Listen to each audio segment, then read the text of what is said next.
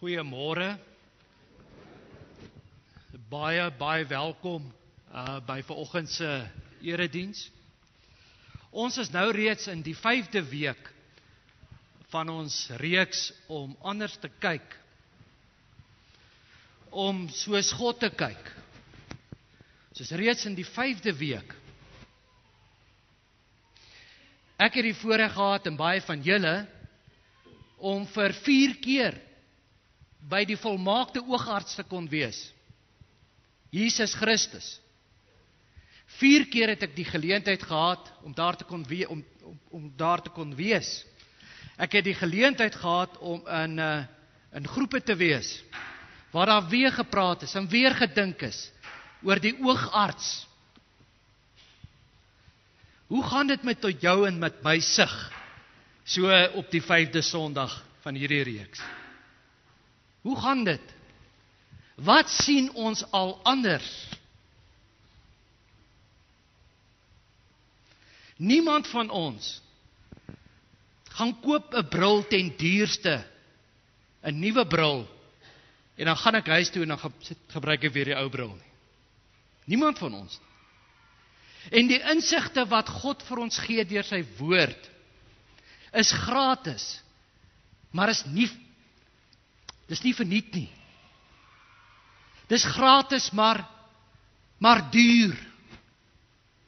En hierdie insigte en hierdie visies wat God vir ons gee, is duur. Hoe gaan dit met ons sig na 4 weke van intens by die oogarts wees? Ek het in my eie lewe agtergekom dat ek nie net nuwe geestelike brille gaan nodig hê nie.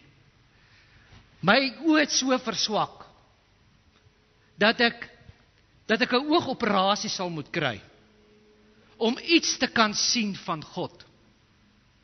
Om deur God se oë te kan kyk, het ek 'n operasie nodig van my oë. Die katarakke moet afgehaal word. 'n Nuwe bril vat die katarakke weg nie. Kom ons bid dat die ware oogarts ons oë sal genees. Kom ons bid saam.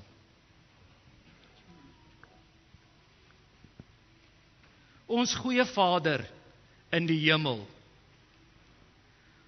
ons volmaakte oogkundige, ons oogarts,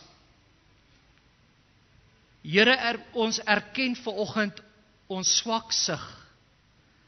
Ons erken ons beperkte visie op vele terreine.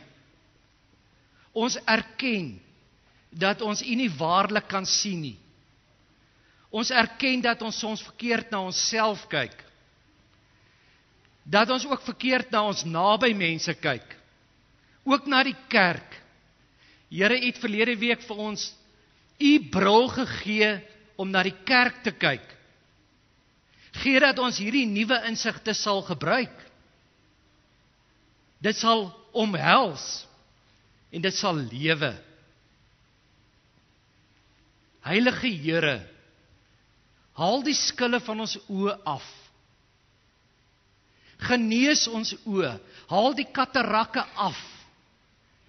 Want Here, ons wil U regtig sien en soos U kyk. Amen. Ek groet julle in die naam van die Here. Geseënd is julle. Geseënd is elke mens wat regtig waar wil sien. Elke mens wat deur God se oë wil sien. Gelukkig is jy. Geseënd is jy wanneer dit jou hartsbegeerte is en jy niks ontsien om soos God te kan sien nie. Kom ons sing ons temalied. Kom ons sing sommer die saal dood. Die kinders daar buite. Kom ons sing hierdie lied en kom ons aanbid ook met hierdie lied. Ons sing nie maar net vir die lekker nie. Ons luister nie maar net musiek nie. Ons sit ons hart in dit, ons sit ons stemme in dit. Kom ons loof die Here met ons tema lied.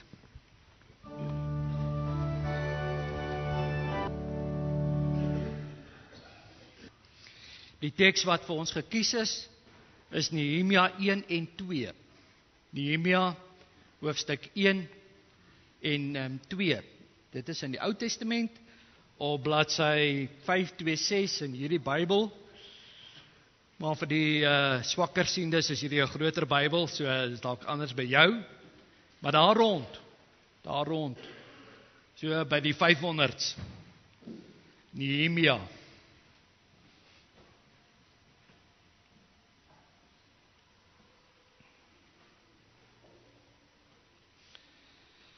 So vandag kyk ons na ons gemeenskap, ons direkte gemeenskap, om anders na ons gemeenskap te kyk, om deur God se oë na ons gemeenskap te kyk vanoggend.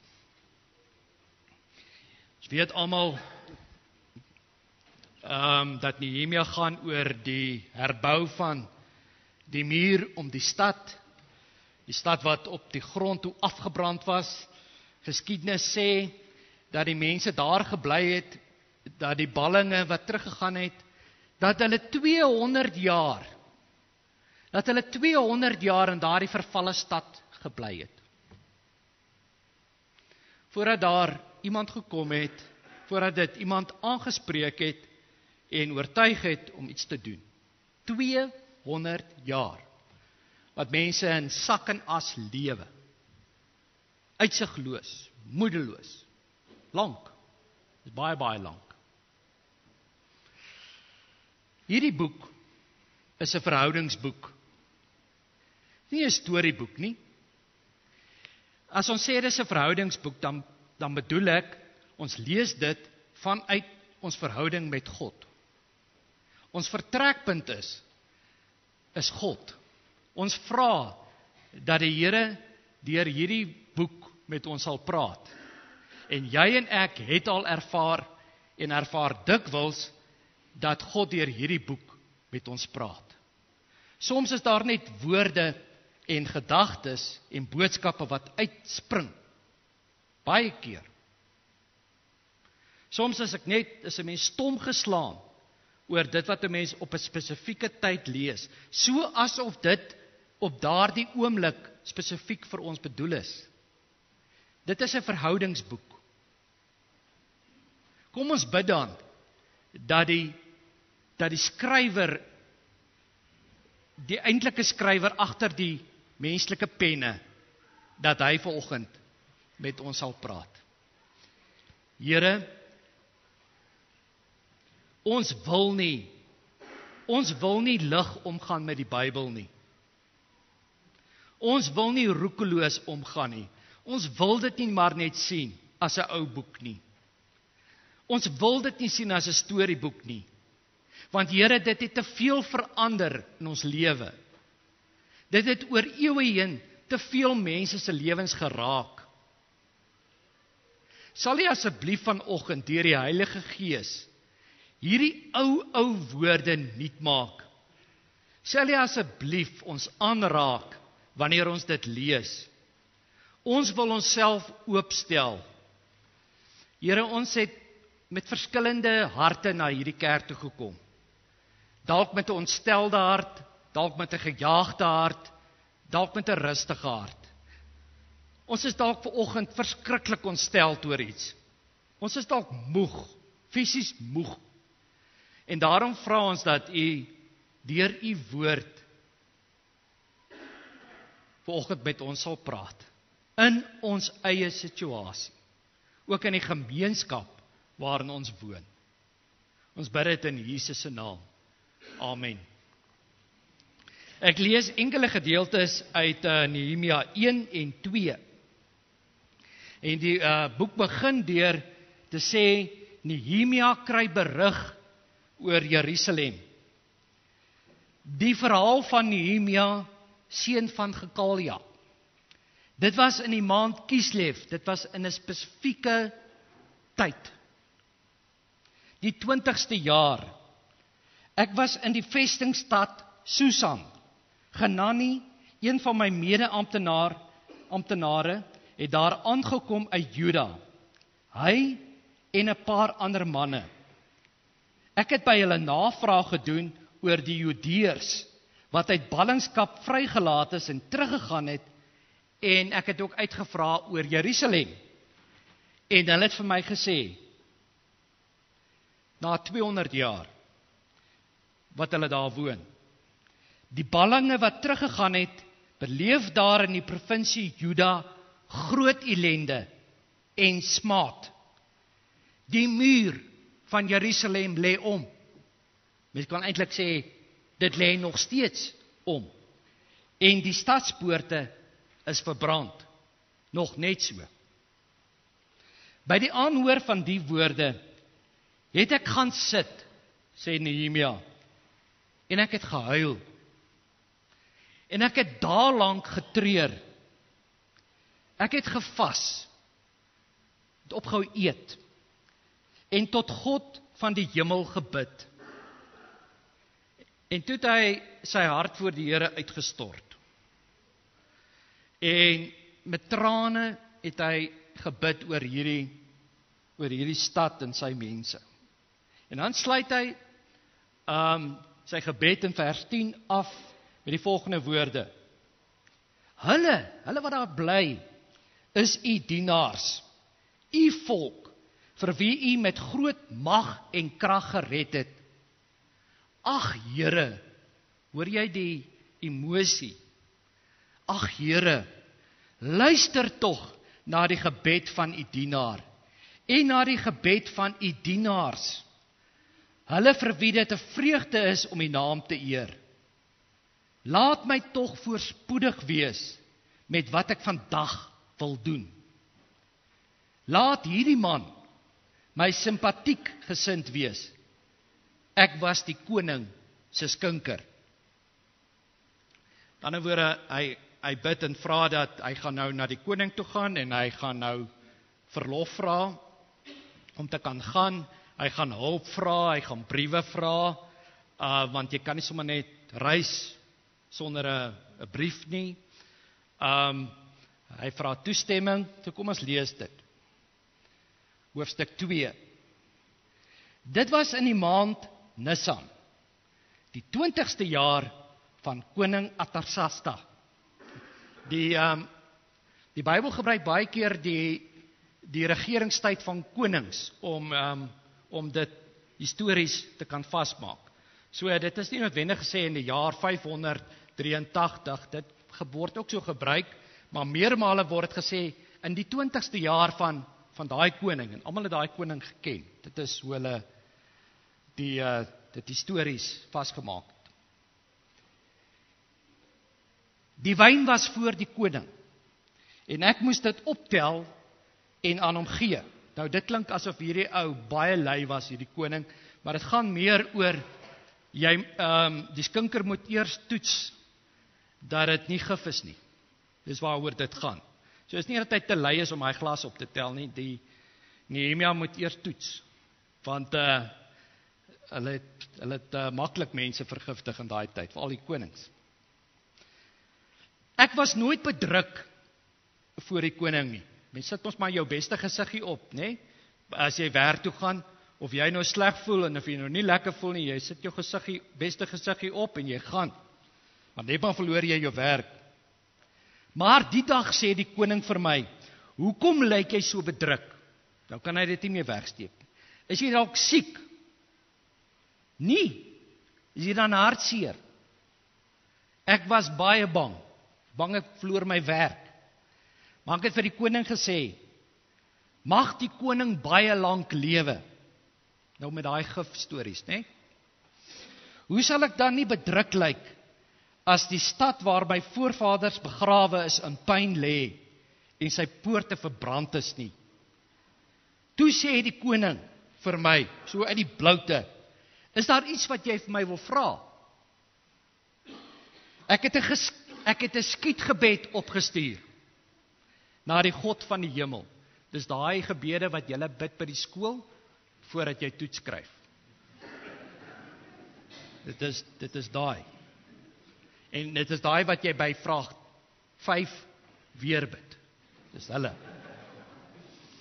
Ek het 'n skietgebed opgestuur na die God van die hemel. En toe het ek vir die koning gevra, as die koning dit goed vind, as u dienaar op die goedgesindheid mag reken, stuur my na Juda toe, na die stad waar my voorvaders begrawe is, sodat ek die stad kan gaan herbou. En die wonderlike is, dat die koning dit toegestaan het. Daar is die verhaal van 'n evangelis wat tydens die industriële revolusie in Engeland, Europa, het hierdie evangelis mense besoek. En hy het ver gery, met 'n perd het hy ver gereis om selfs op die platteland van Engeland by mense te kon uitkom, om mense te bemoedig, om vir mense die goeie nuus te vertel. En toe het hy 'n saadsak, aan sy perd, seker aan die saal, het hy vasgemaak en hy het saad daarin gegooi. En hy het ook gegaan en hy het gate onder die saadsak gemaak sodat die saad kan uitdrup. En sover hy gery het met sy perd om mense te gaan besoek, ook op die platteland, het hierdie saad uitgedrup. Het dit op die grond geval en het dit ontkiem en het dit begin groei. En nou word daar beweer, ek sien Wikipedia vertel dit nou nie, maar daar word beweer dat daardie saad die begin was van die mooi tuine in Engeland. En Gideon, julle wat daai tuine al gesien het, dis mooi. Van julle wat ook al daar was, dis mooi tuine. Daar's die bewering dat hierdie evangelis wat op sy perd gery het om goeie nuus te bring, sommer so in die ry saad laat val het, sodat daar tuine kon kom in die industriële revolusie. Nou ek het 'n nuwe weergawe van hierdie storie onlangs gesien. Ek en Derek ry saam en ons is daar in Cadonia Laan en ons is daar by nie by die op die plaas nie. Ons is net daar verby. En ons is op die brug daar op pad na Stedland toe. En hier kry ons 'n student. Jy kan mos 'n student sien. Hier kry ons 'n student wat met sy fiets stop op die brug en hy haal 'n houer, daai wat jy so spuit, 'n botteltjie seep uit en hy haal staalwol uit en hy begin om die reëlings met die lelike boodskappe skoon te maak. Sonder om 'n selfie te neem. Sonder dit. Hy begin bloot, hy ry tot op die brug, hy sit sy fiets neer en hy begin. En hy maak skoon. En dit lyk asof hy net so 1 of 2 van daai lelike plakkers afhaal. En rustig pak hy weer op en hy gaan klas toe. Sommige so in die verbygaan. Sommige so op pad klas toe, maak hy gou 'n bietjie skoon. Maak hy 'n verskil. Net soos die evangelis. Sommige so in die daaglikse roetine. Ek sien nou die oggend 'n ouer oom wat dieselfde doen. Dit is hier by Hertsgstraat. Ek kom verby in Vryheidsweg en ek sien hier so 'n oom wat ook teen die lamppaal spuit en hy haal die lelike stickers af. Maak 'n verskil. Dit klink vir my, die inwoners van die Moot is nou taamlik ongelukkig oor die gemeenskap en die omgewing. Ek hoor dit daagliks op die straatwaggroepie waarop ek is. Op die WhatsApp groepie hoor ek dit. Die water is nog nie 5 minute af nie. Dan kom die eerste boodskap. Waar is die water? Alles is tot niet. Waar is die water? 5 minute. Een aand kom daar weer 'n boodskap deur. Waar die duiwel soek hierdie vragmotors in hier in Waverley? Dis aand. Dis 'n industriële gebied.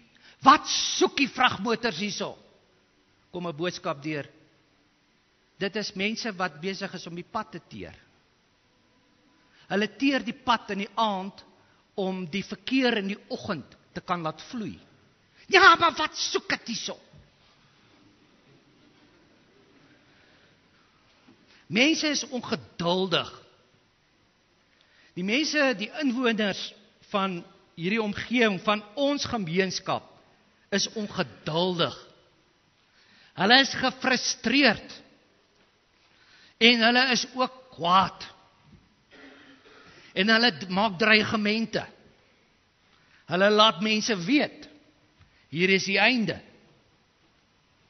En weet jy, ek ken hierdie emosies. Dis die ergste. Ek ken hierdie emosies in my eie lewe. En ongelukkig het van julle vir my in aksie gesien, waar ek kwaad geword het. Waar ek kwaad geword het en gefrustreerd geraak het oor die spruit hier langsaan. Julle het dit gesien. Dit moes nie gebeur het nie. Ek het dit verloor. Vra maar vir Frans, hy was daar gewees. Nie lekker nie. En ek het vir myself afgevra, is dit 'n sinvolle reaksie op die omgewing, die gemeenskap? Het ek iets daardeur bereik? Nee, ek het niks bereik. Het die kwaad word, hierdie ongelukkigheid, hierdie frustrasie in my, het dit toe die spruit verander? Nee. Nou, Paul Billheimer, hy het hierdie boek geskryf, en ek dink jy ken die boek, Don't Waste Your Sorrows. Don't waste it. En hierdie boek gaan daaroor om eintlik jou pyn en jou teleurstellings wat jy het, en die tragedies wat 'n mens beleef, om dit sinvol te hanteer. Want wanneer 'n mens dit sinvol hanteer, dan kom daar iets goeds na vore.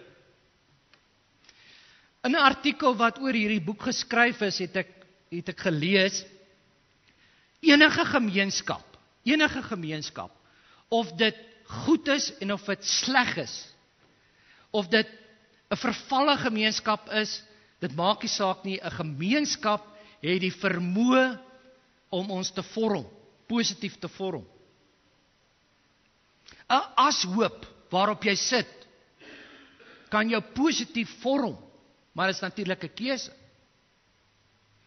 Jy kan kies om die ashoop op te ruim, maar jy kan ook kies dat dit jou waardes verhoog. Dat jy anders wil lewe.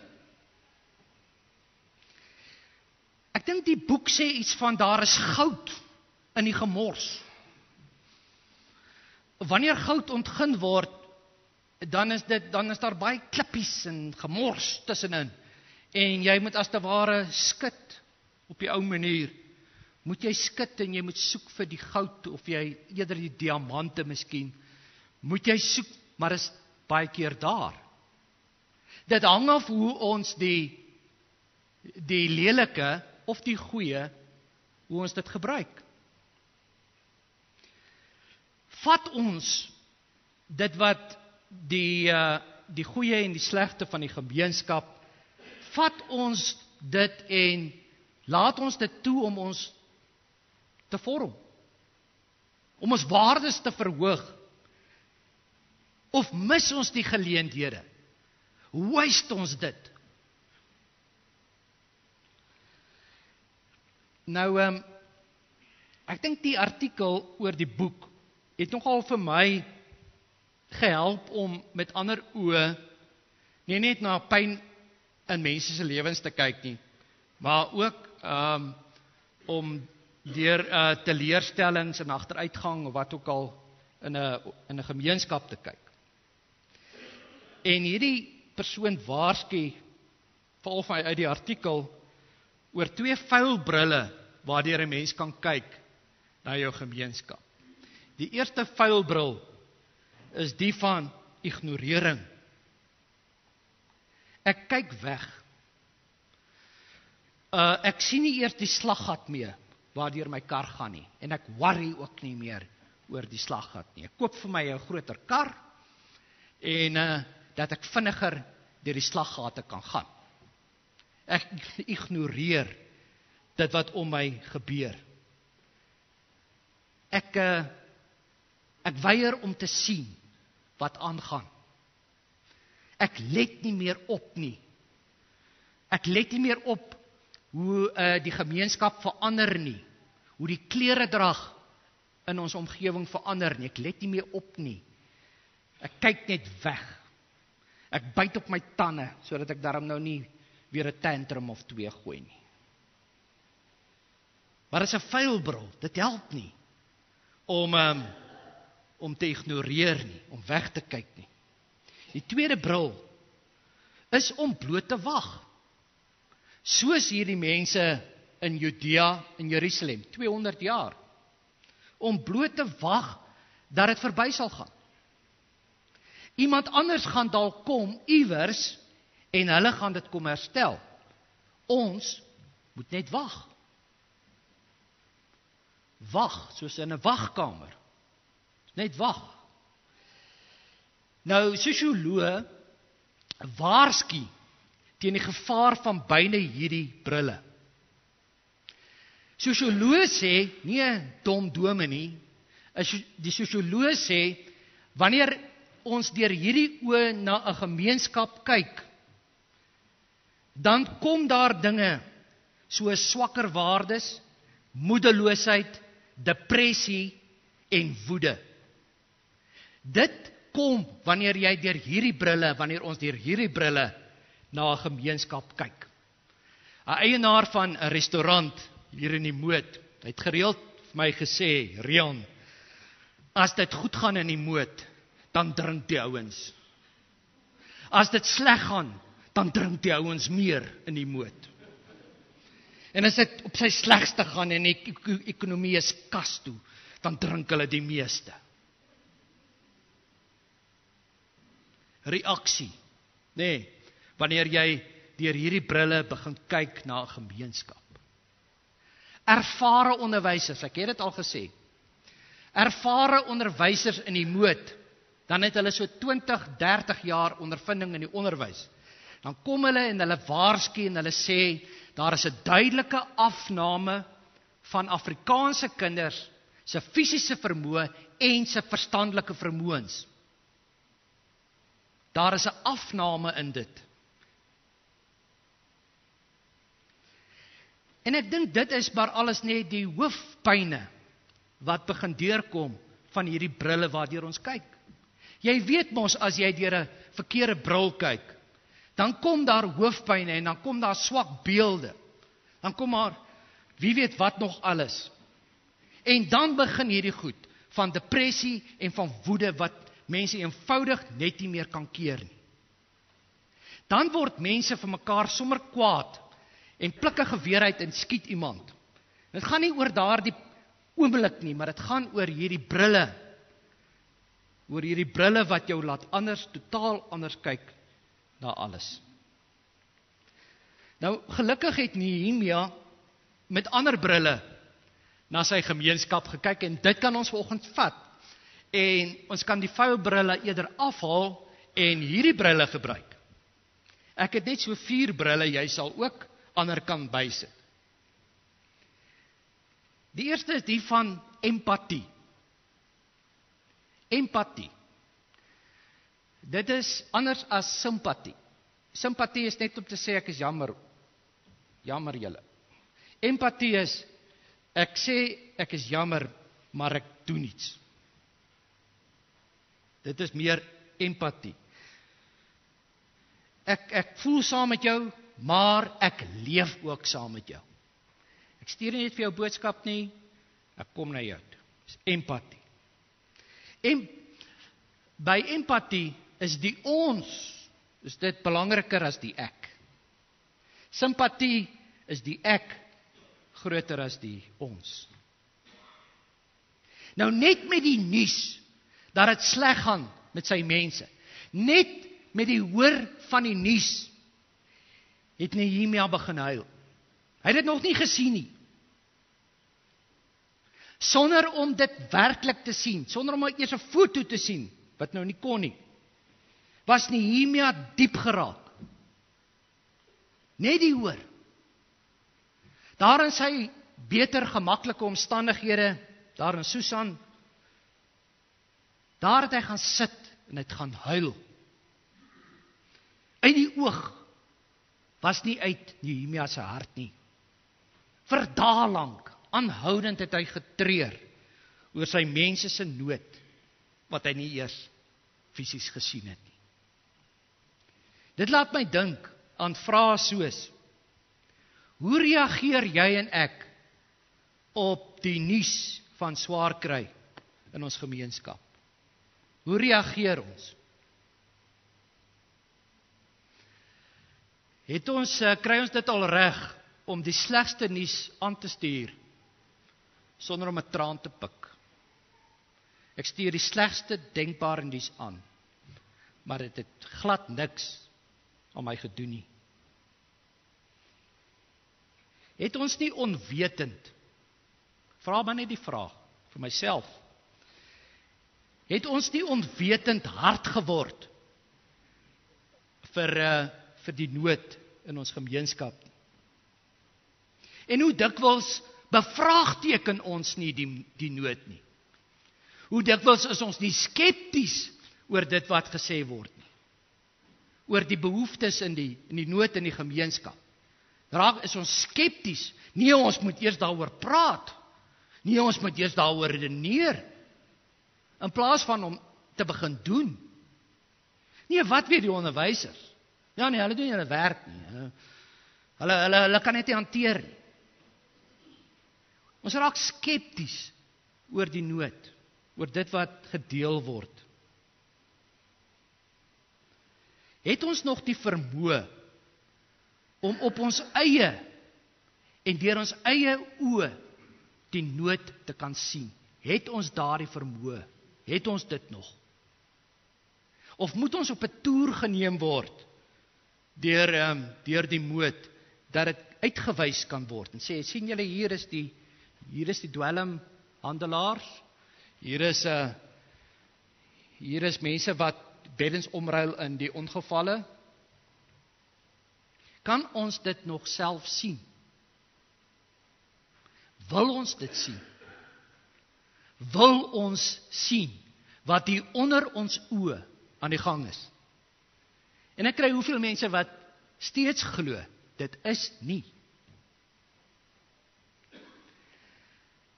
Is ons bereid om na Melchisedek toe te gaan? Melchisedek is nader, is dink ek dieselfde afstand as wat Oosmoed Hoërskool is. Is ons bereid om soontoe te gaan en daar te gaan kyk, daar te gaan sit? Wat van ons gaan besoektyd Steve Biko Hospitaal se ongevalle eenheid toe? Jy mag. Dit mag. Daar is besoekure. Wat van jy neem jou kind, jou tiener, wat van jy neem jou tiener soontoe, sodat ons kan sien hoe word daar beddens geruil, want daar is nie genoeg nie. Hoe word mense, ek die afgelope week sal aan die einde daaroor praat van 'n jong meisie in ons kerk wat dood is in 'n motorongeluk, 22, sy was in die Garankuwa Hospitaal, sy was verskeie kere in 24 uur in en uitgestoot vir die operasie, dan word sy ingestoot, dan kom daar 'n noodgeval, dan word sy uitgestoot, 24 uur lank. Dan is dit nie in 'n ligverkoelde of 'n temperatuurbeheerde gang nie, dis buite. wil ons nog sien wat gebeur in ons direkte omgewing, in 'n radius van 5 kilometer. Ek dink as ons werklik dit sien, sal ons gaan sit en huil. En sal ons vir mekaar sê, maar dit kan nie. Dit kan nie so waar ons lewe nie. Dit kan nie in ons gemeenskap so wees nie. Nou, nog 'n bril wat ek by Nehemia gekry het, is dat hy nie iemand wou stuur om te gaan help nie. Hy wou nie geld gestuur het nie, hulp gestuur het nie. Nee, Nehemia moes self gaan kyk. Hy moes self gaan help, want dit was sy mense. Dit was sy gemeenskap waarin hy groot geword het. Hy het sy gemaksone en sy gemaklike lewe en posisie het hy opgegee om te gaan help, om die afgebrande Juda te gaan begin bou. Fisiese, finansiële opofferings is nodig om anders te kyk na ons gemeenskap. Dis nodig. Ons kan nie daarsonder na dit kyk nie. Werkloosheid is 'n groot probleem. Ons het 'n kennisgewing bord daar by die saal. Daar staan werksgeleenthede. Nie omdat ons iets soek om te doen nie. Nie omdat ons verveeld is hier by die kerk nie, maar omdat mense vra vir werk. Deel dit asseblief. Wat doen ek as 'n gewone mens oor werkloosheid? Kan ek iets doen? Daar's baie magte, groot magte wat dit verhoog en verlaag. Wat kan ek doen? Kan ek nie dalk vir iemand 'n werk gee nie, 'n werkie gee? Iets wat ek dalk self sou kon gedoen het, maar ek gee vir jou 'n werkie en ek betaal jou iets. Ja, risiko baie hoog. Baie hoog. En dis minder in my eie sak. Maar dis waaroor ons praat. Finansiële opoffering. Fisiese opoffering. Ek betaal jou en ek verneder jou nie. Ek betaal jou om iets te doen wat ek self sou kon gedoen het, maar ek het die vermoë, die finansiële vermoë om jou ook te kan help. Dis dalk wat 'n mens, dis wat ons gewone ouens dalk kan doen. Ek weet nie of julle weet wat daar by Pep Stores, daar in Cadonia Laan, wat daar gebeur nie. Daar is daar mense, anonieme mense, hulle neem nie selfies nie, en sit dit op hulle webbladsye en so aan nie. Hulle gaan betaal die rekeninge van skoolklere. Dis mense wat dit doen. Hier tussen ons. Mense wat 'n gedeelte van 'n rekening van skoolklere, nie enige rekening nie, maar pertinent van skoolklere. Hulle gaan Pep Stores toe in Cadonia Laan en hulle betaal 'n deel van die rekening. Wie se rekening is dit? Dit maak nie saak nie. Want kinders moet skoolklere hê. Kinders moet skool toe gaan.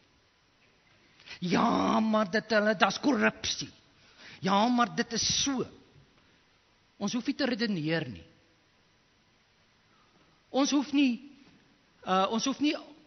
in die eerste plek skepties te wees nie.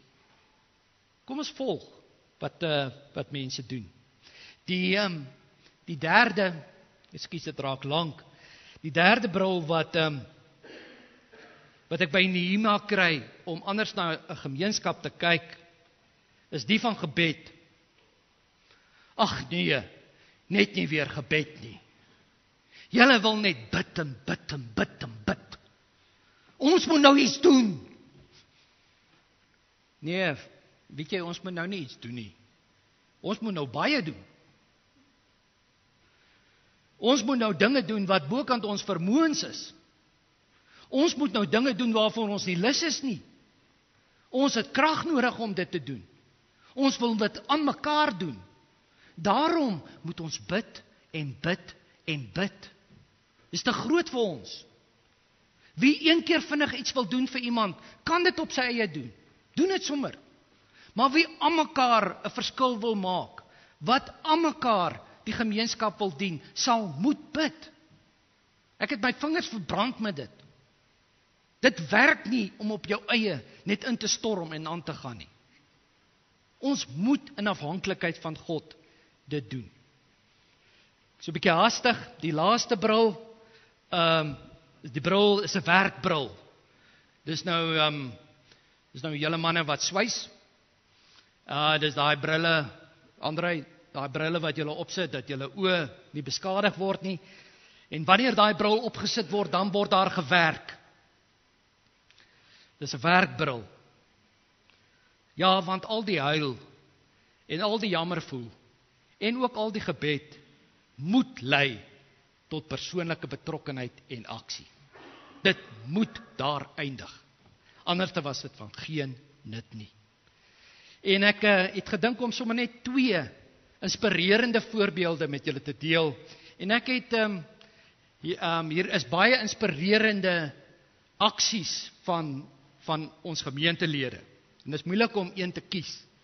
Daarom het ek in die omgewing, in die gemeenskap in die Moot, het ek 2 voorbeelde gekies. Die eerste is daardie mooi tuin op die sypaadjie in Cadonia Laan voor 'n mediese praktyk. Dit is geskep deur die mediese praktyk. Dit word onderhou.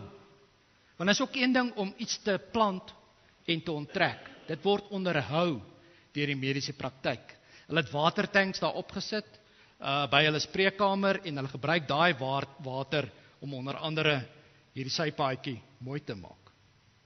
Inspirerend. Dit was nie nodig nie. Hierdie mediese praktyk kon meer geld in hulle sak gesteek het, genoeg bymekaar gemaak het en nog beter of lekkerder kon lewe, maar is inspirerend. Kyk 'n bietjie daai sypaadjie by Cadonia Laan. Dan 'n tweede voorbeeld is die NG Gemeente Jan Niemand Park. Die pragtige tuin van Jan Niemand Park. Gaan kyk dit asseblief. As jy die mooiste troufoto's wil neem of Valentynsfoto's, is dit die tuin om te gaan. Dit is 'n kerk in een van die armste gedeeltes. In een van die vuilste gedeeltes, woongebiede. In een van die gevaarlikste gebiede sit hierdie kerk. Dominee Dani van Rensburg daar, hy het die tuin begin maak. Hy het dit begin maak na aanleiding van die verhaal van die evangelis op die perd. Ek het dit by hom gehoor. Hy het die tuin gaan maak as 'n teken van hoop in 'n totale hooplose gemeenskap.